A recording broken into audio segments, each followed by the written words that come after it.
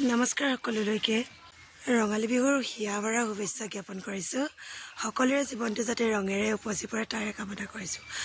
ৰঙালী বিহুৰ উপলক্ষে মই আপোনালোকৰ আগত কেইবাবিধো অসমীয়া থলুৱা ব্যঞ্জনৰ প্ৰস্তুত এখন থালি লৈ আহিব বিচাৰিছোঁ। বলক তেতিয়াহ'লে আমি থালিখন কেনেদৰে প্ৰস্তুত কৰোঁ চাওঁ।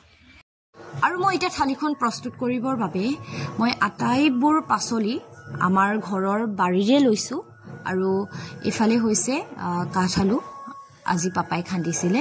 আৰু এফালে লৈ লৈছোঁ কচুৰ ডং, আৰু এইখিনি হৈছে কচুথুৰি, কঁঠালৰ মুচি, টেঙামৰা, নেফাফু, ঢেকীয়া, গৰিয়ালুৰ আগ, পচলা লৈ লৈছোঁ এফালে এটা, আৰু ভেদাইলতা লৈছোঁ এফালে ভেদাইলতা।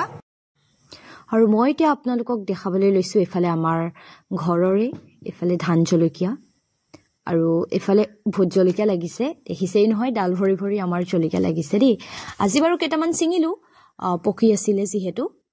আৰু এইজোপা হৈছে ফুল জলকীয়া। আপোনালোকৰ সেইফালে কি বুলি কয় কমেণ্ট কৰিবচোন। আমি বাৰু ফুল জলকীয়া বুলিয়ে কওঁ, যিহেতু দেখিবলৈ অলপ ফুলটোৰ গতে। আৰু এইটো এটা পকি আছে, আৰু মই এতিয়া ছিঙি ল'ম ভাতৰ লগত খাবৰ বাবে। আৰু মই এতিয়া খাৰ বনাবৰ কাৰণে এইফালে লৈ লৈছোঁ মাটি দালি, আৰু কাঠআলুৰে মই খাৰ বনাম। আৰু এইফালে আমলৰি টোপৰ লগত হাঁহৰ কণী বনাম। আৰু এইফালে লৈ লৈছোঁ আমলৰি টোপ। আৰু এতিয়া মই গাহৰি মাংসকেইডোখৰ বইল কৰি লওঁ। আৰু এয়া মই এতিয়া গাহৰিকেইডোখৰ বইল কৰি লৈছোঁ। আৰু এইখিনি এতিয়া বইল হৈ গ'ল, আৰু মই এতিয়া গাহৰি পুৰি ল'ম। আৰু এইফালে গাহৰি মাংসকেইডোখৰ পুৰি আছোঁ দেই। আৰু লগতে মই এইফালে পচলা আৰু আলু কাটি ল'লোঁ। আৰু এইফালে এতিয়া মই পচলা আৰু আলু বনাই আছোঁ। আৰু মই ইয়াত কোনো ধৰণৰ মছলা ব্যৱহাৰ কৰা নাই, আদা আৰু নহৰুৱে দিছোঁ। আপোনালোকৰ যদি ইচ্ছা তেতিয়া আপোনালোকে দিবও পাৰে। আৰু মই এতিয়া এইফালে বনাই আছোঁ কঁঠালৰ মুচি আৰু গাহৰি মাংস, আৰু মই ইয়াতে অলপ নগা ধনিয়াও দি দিছোঁ।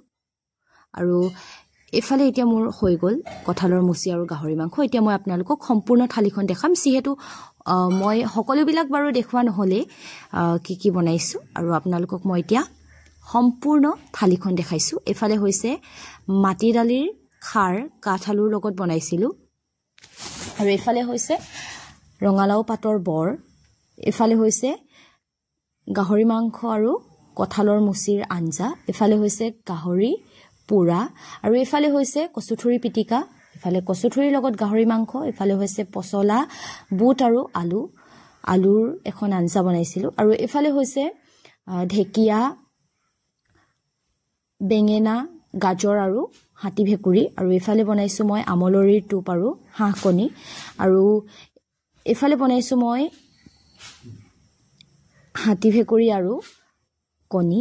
আৰু এইফালে বনাইছোঁ গৰিয়ালুৰ আগ ভাপত দিয়া। আৰু এইফালে মই অলপ চাটনি বনাই দিলোঁ। আৰু এইফালে হৈছে দোৰোণ বনৰ পিটিকা।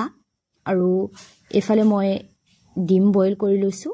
আৰু এয়াই আছিলে আজি মোৰ সম্পূৰ্ণ থালিখন। এয়া মোৰ ভাগিন আৰু ভণ্টি হয়। তাহাঁতক এতিয়া টেষ্ট কৰিবলৈ দিছোঁ, আৰু তাহাঁতে ক'ব দেই এতিয়া কেনেকুৱা হৈছে। ৰ'ব কৈ আছোঁ, দেখিবলৈতো বহুত ধুনীয়া লাগিছে, ভাবিছোঁ খাবলৈও ভাল হ'ব। মই এতিয়া তাইক খুৱাই দিম।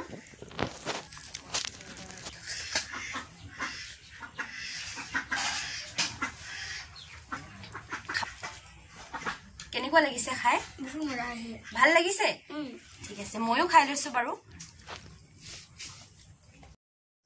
আৰু খাবলৈ সকলোবিলাকেই ভাল লাগিলে খাই, আৰু আপোনালোকেও এনেধৰণে বনাই খাই চাব। আৰু আশা কৰিছোঁ আপোনালোকৰ সকলোৰে ভিডিঅ'টো চাই ভাল লাগিলে। আৰু যদিহে ভিডিঅ'টো চাই ভাল লাগিলে তেনেহ'লে লাইক, শ্বেয়াৰ এণ্ড ছাবস্ক্ৰাইব কৰিবলৈ নাপাহৰিব। আৰু ভিডিঅ'টো শেষলৈকে চোৱাৰ বাবে সকলোলৈ ধন্যবাদ জনাইছোঁ।